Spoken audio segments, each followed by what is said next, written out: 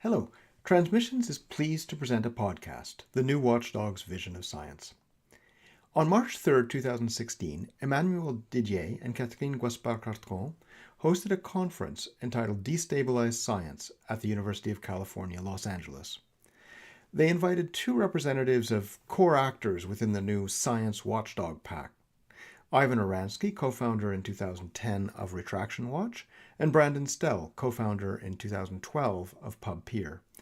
After the formal conference, Emmanuel and Catherine organized a roundtable to discuss these invitees' experiences and their vision of contemporary science. Oransky and Stell are actors and witnesses in the exposure of misconduct, and the STS community may find what they have to say interesting. Mario Biagioli, Michael Choi, and Aaron Panofsky participated in the conversation. An introduction and an edited transcript of the discussion is also being published on Transmissions. This podcast is still further edited from a recording of the conversation. And now let's join the group. Our first question is really basic, but it's who are the new watchdogs? Because who were the old one? But I would say that you had gatekeepers, and you still have gatekeepers, and I think we can all, agree that the gatekeeping function of journals is not as, robust as we wish it was, and what have you. But you do have gatekeepers. So I think it was just more episodic, and it's still kind of episodic. I mean, to me, it's us, it's PubPeer, it's a bunch of other sites. We're not the only ones, but I don't know that there's any systematic watchdogging happening before. Maybe I'm missing something. I would add to that. I'm not sure that the watchdogs themselves have changed that much. I think their voice has been enabled a little bit better by sites like Retraction Watch and PubPeer. But I think always it's been scientists that have been watching themselves, and now there's just better ways for them to voice their concerns, the concerns that they have. I'm also, when you say better way, what do you have in mind? No, I mean, I think that their voice, they just have a louder voice now. We've enabled PubPeer, Retraction Watch, and others have and just the internet, blogs and everything, has just enabled the watchdog's voice to be a little bit louder. Okay. Yeah, I think technology just enabled, and it's like Brendan was saying yesterday. It's an online journal club. It's a lot of this stuff was happening, right? Just in behind closed doors. You'd have a journal club, and then you'd argue about a paper, you'd rip it apart, much the same way someone would on PubPeer. But then that was it. We'd leave the room and go have lunch and do something else. Now it has a permanence, and it can invite other conversation. My understanding also is that the pressure to publish in high impact journals has changed things. Has changed recently and has changed the attitude of scientists a lot. From what I've heard others say, I wasn't around at the time, but when the journal Cell was launched, this kind of really launched this fight for the impact factor, and scientists really started fighting at that point for publishing in higher impact journals. I haven't studied that. I've heard other scientists say that, but that makes some sense to me. I mean, if I look at a lot of the earlier major findings in biology, there weren't necessarily, a lot of this was published in the Journal of Physiology or the Royal Proceedings of the Royal Academy in London. And it didn't really matter where you published your data. And then things kind of changed over time, and I guess there was a big change when Cell, the journal Cell, went online. I don't know why people use that as a reference.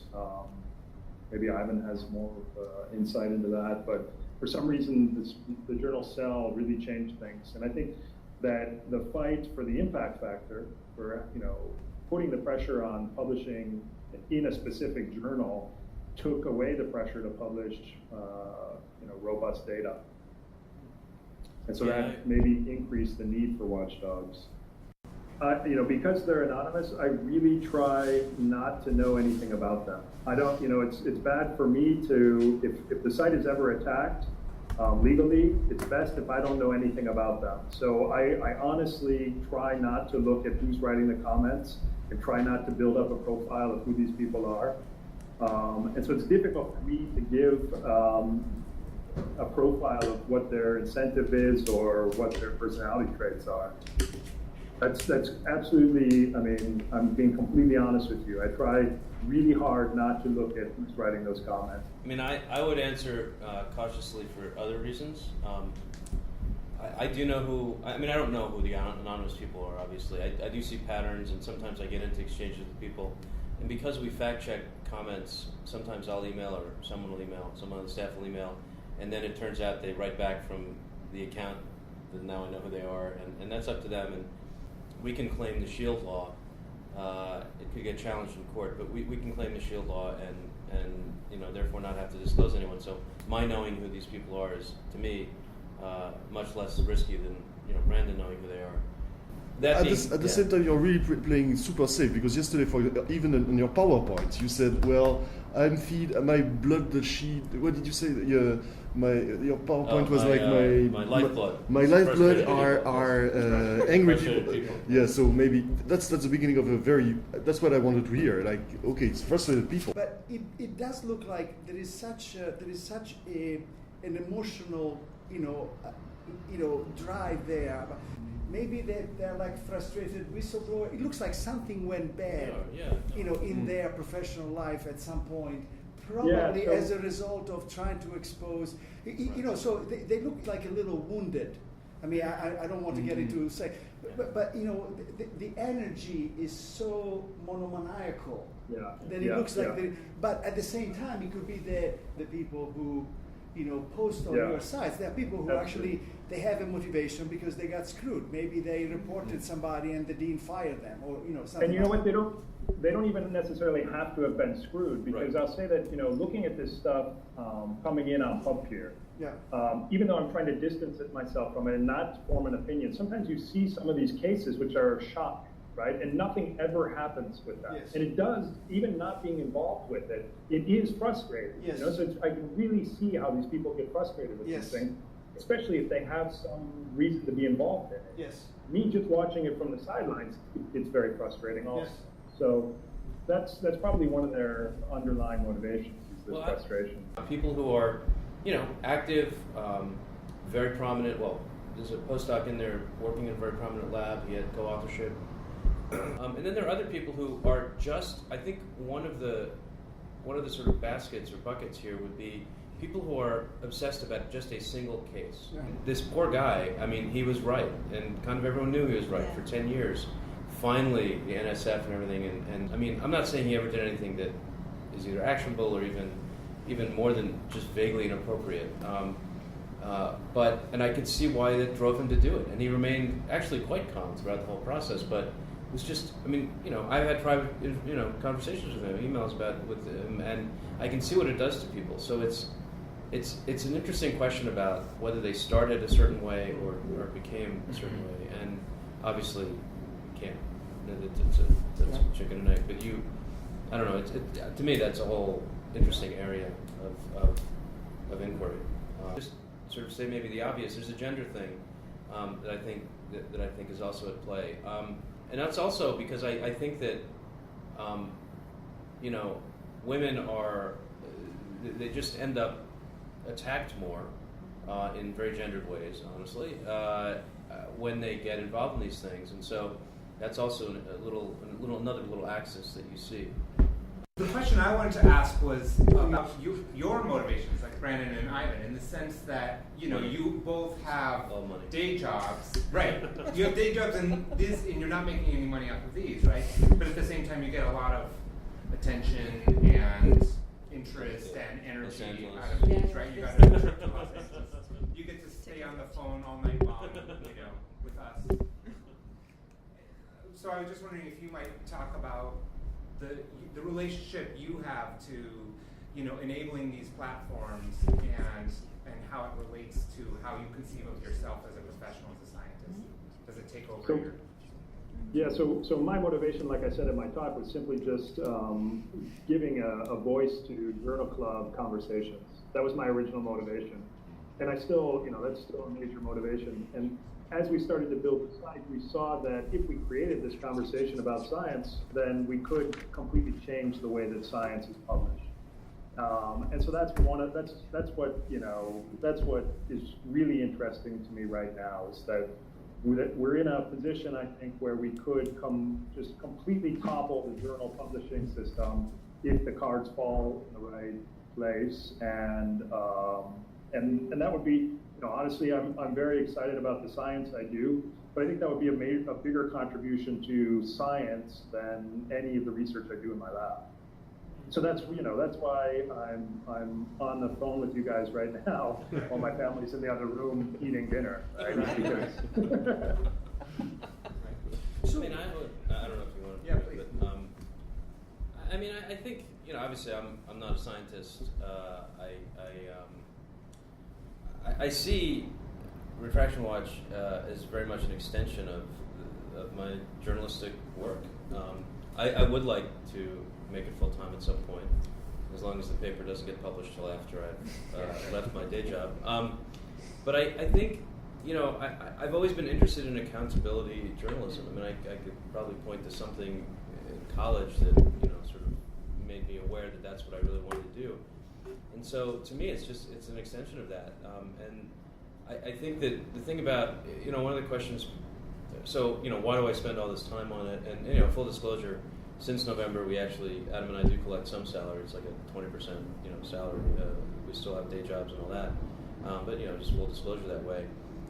And yes, we get benefits from it. Again, I do get to travel around and talk to people, and this obviously, but Adam and I, we just have always believed in great stories and in transparency, and the rewards of being able to do that kind of work in journalism, especially nowadays, are really considerable, regardless of anything financial. And that's how I would put it. Mm-hmm. So we have had cases where, and again, we get criticized by people who want to discredit us. Not that I discount that, but I understand their motivation. But there are others who, clearly they like what we do, and they just say, well, in these cases, we think you went too far. We think you didn't, we don't appreciate that. Okay, here's feedback on that. So, for example, and when you said policeman, it made me think of this. There have been a couple cases where we have gotten tips about what someone who had committed misconduct was up to now, right? Now, we've also gotten tips, like we had a case recently where someone who, not straightforward in any way, but a case that we should cover because it's retraction, this, that, and the other. We found out that he had committed, he was a sexual offender because he had well, it's actually probably David Bowie-like. It was, but yeah. Anyway, the point is, but we're like, you know what? And I'm not making a judgment on whether that was right or wrong, but it's not relevant to what we do, and it will color the entire thing if we sort of include that. Whereas when someone we found out was working at an agency in Washington that helps people write grants, who had been convicted of fraud in grants and was boasting about writing those grants in his bio, I had no problem calling the CEO and saying, do you know about this Federal Register notice? Excuse me, he said, let me check. An hour later, he called me back and said, thank you, we fired him. So, and then sometimes though we say, oh, why, it's a witch hunt, you're persecuting people. I'm like, no, this is relevant. And if they went off and, worked at Starbucks, actually worked as a CEO of a big company, had nothing to do with science, that's up to them. But anyway, I guess what I'm saying is the policeman thing, I think, is where sometimes it gets a little... Just to finish with this characterization, with this point, so we characterize the peer reviewers with the word frustration. What do you do with your own frustration? We have to ask it. With your own, do you think you are frustrated people? I'm sorry, we have to ask this question. I don't know, Brandon, are you put the mic closer. I'm frustrated that more authors or more scientists don't comment on their work or on the work that they read as soon as they read it. I'm frustrated that more people haven't bought into this idea of post-publication peer review, and it hasn't taken off completely. I'm not frustrated by any particular case of fraud necessarily. I'm frustrated, that there are still very mealy-mouthed retraction notices.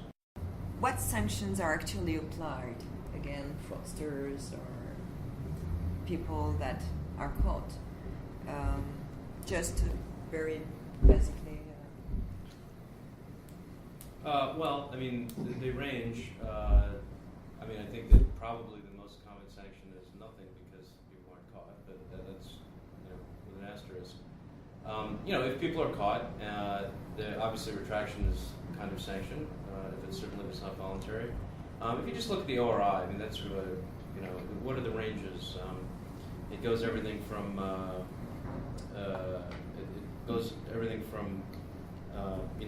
3 years of supervision if you want NIH funding again, to a 3-year ban for funding. There's a lifetime ban. There's like one every 10 years, and that's sort of as far as it gets from the ORI. There have also been cases, one that I referred to earlier, where people are actually going to prison for federal grant fraud. So it really runs the gamut, but most of it is, I would argue, pretty light. I think 5 years in jail is too much, really. But the criminal sanctions ought to be on the table in more of these cases. That's my personal opinion. Whether that's an effective strategy or not, I think Michael could probably say more about. But I think they should at least be on the table. So it varies a great deal, but it's rare for that sort of thing to happen. A lot of people argue, why, sort of just conceptually, why are we not banning, given the NIH funding levels, like in the funding line of below 10%, why are we not simply, if there's a federal, finding misconduct, why is that person ever allowed to get grants again, given that there are 100 people who we don't know have committed fraud yet, who would be eligible for that grant? But I think Ivan's first point is extremely important, that most of the time nothing happens. And there's good reasons for that. There's conflicts of interest throughout the entire system. When there's an error that's found, the authors don't want to admit that they made a mistake, usually. They don't want to be embarrassed by that. The journal doesn't want to say that there was a problem with one of their articles. The institute doesn't want to say that there was a problem with one of their people. So there's just conflicts of interest built throughout the entire system to make it so that these issues aren't recognized and there aren't sanctions. Can we imagine sanction against penalties against journals also, because it's authored, the authors that are sanctioned, but journals? So Adam and I called for something several years ago, somewhat farcically, but also to get a conversation started. Conversation really didn't never get off the ground, so maybe we should try again. But if journals, I don't know of any journals, certainly not top-ranked ones, don't have their impact factor right on their, homepage, right? Well, what if if they had a retraction, and this is where it gets a little tricky, because you actually don't want to punish retraction, so you need to come up with a sort of system that makes sense, and I don't know what that is. But if you have sort of something that people can agree should have been caught by peer review and wasn't, or that they publish things that are too hyped, for example, or not transparent in some other way, could you sanction them? You could. I just don't know how effective it would be, because then it would be another metric and people would game it. But I do think we need to look at journals, and I would think that retractions are actually maybe not even the right place to look, because you want actually more. You don't want to discourage them, but they don't have any standing, though. It's not. We could do it as the scientific community could do it somehow, but the ORI doesn't have any jurisdiction over a journal. The journal doesn't get federal funding. Well, CDC actually, I guess the MMWR, but that's a weird case. So I don't know. So I think PubPeer plays a role in that also, because on PubPeer we have a page called Journals, where we can look at the number of comments for each individual journal.